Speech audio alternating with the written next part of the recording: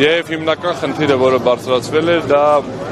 ամբողջ մենք բարձրացրել ենք հարցը ամբողջ կազմով քննարկելու, դա կպայմանավորված էր սահմանադրականության խնդրի հետ, նաև որոշակի անհասկանալի դիրքորոշում կա կախված սահմանադրական դատարանի որոշակի դատավորների մասնակցության ճակատավոր ասած անհնարինության եւ այլ դատավորների մասնակցության հնարավորությամբ, այսինքն եթե Վլադիմիր Վարդանյանը եւ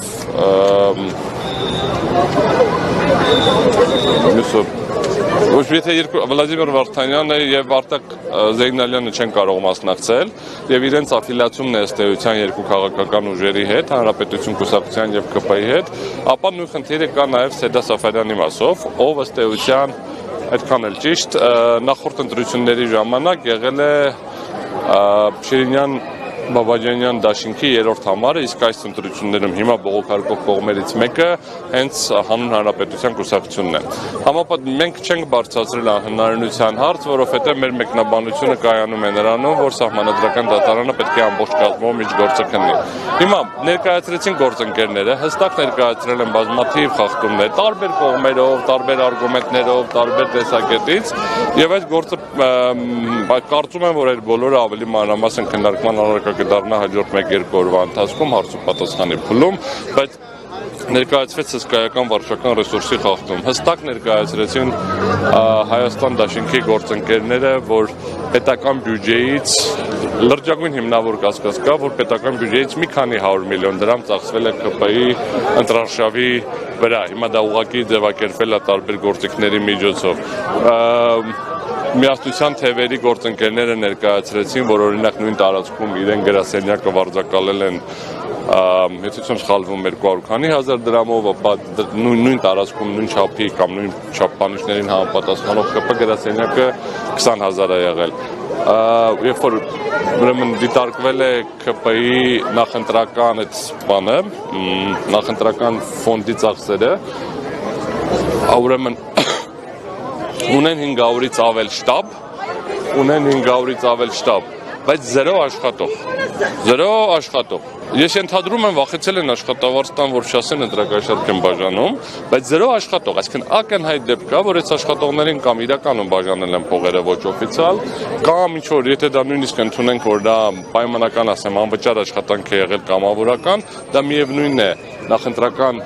ֆոնդի ծախսերի մեջ պետք է գրվի եւ ակնհայտորեն արկա է իրավիճակ, որ այդ ֆոնդի ծախսերը բազմակի անգամ կամ էապես գերազանցել է թույլատրելի սահմանները։ Բայց սա բերեցից խախտումների մի մասը։ Հայաստան դաշինքի գործընկերները ներկայացրել էին նաեւ հստակ հաշվարկ ստորագրությունների, որը մենք նույնպես իրականացրել ենք եւ դա նիստի ժամանակը քննարկենք, մոտ 30,000 տարբերություն կա ստորագրությունների եւ քվեարկած անձանց։ Ավելին, երբ որ մենք վերցնում ենք ընդամենը ԿՊ-ի ցուցակները, ներողություն, ԿՀ-ի աղյուսակը, որը հրապարակվել է ոնց որ թե թարմացված եւ փորձում ենք համադրել այդ տվյալները, էապես խախտումներ են գալիս հենց իրենց կողմից կազմված աղյուսակի տվյալների մեջ։ Ներողություն, խնդրում, այսինքն արկա է բավականին շատ խնդիրներ եւ բոլորը հիմք է տալիս փնտելու, որ ընտրությունները կազմակերպված են այն աստիճանի վատ գիծ-փնթի կամ դիտավորյալ կատարվել են այնպեսի խախտումներ, որ իրականում ժողովրդի կամահայտնությունը պարզելու հնարավորությունը քիչ սահմանափակ է։ Մենք ես ինչպես նշեցի, կսկսենք ներկայացնել արդեն մեր դիրքորոշումը, մեր բացատրությունները կտանք վաղը եւ մանրամասն կներկայացնենք ինչպես ընդհանուր իրավախախտումների հարցը, օրինակ դիմել ենք որպես ապացույց պահանջվի եւ փորձաքննություն իրականացվի ծրարների թափանցիկության հարցը, որովհետև մի շարք ընտրատեղամասերում ծրարները եղել են թափանցիկ։ Ես մի անգամ ասել եմ, թափանցիկ պետք է լինեն ընտրությունները, ոչ թե ծրարները եւ քվեարկության ընթացքը։ Կա խնդիրներ այդ ինքնակպչուն այդ ստիկերների քանակի համապատասխանության եւ անհամապատասխանության հետ եւ այլն։ Այսինքն այստեղ բազմաթիվ հարցեր կա, որ բարձրացնելու ենք, բայց կա նաեւ շատ սպეციფიկ խնդիր, դա ԲՀԿ-ի ձայնագողությունն է, ըստ էության, որը պայմանավորված է նրանով, որ ԿԸՀ-ն դիտավորյալ օրենքի խախտումով սխալ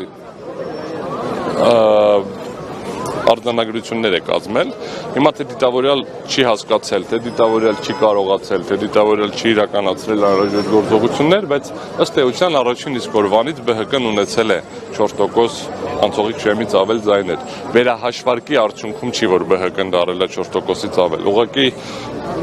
երբ որ մենք համադրում ենք այդ աղյուսակը տեղամասային արձանագրությունների հետ, տեսնում ենք, որ ակնհայտ սխալ իմի բերվել եւ սխալ գումարվել։ Այս ամբողջը հաշվի առնելով մենք տեսնում ենք, որ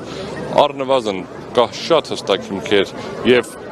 ամբողջ քվեարկությունները ըստ էության համավեր ճանաչելու եւ ամբողջ Հայաստանում վերաքվեարկություն նշանակելու, ինչպես նաեւ ԲՀԿ-ի, այսպես ասած, գողացված մանդատները վերադարձնելու համար։ Վաղը կշարունակենք արդեն ավելի մանրամասն։ Ժամը 11-ին առավոտյան։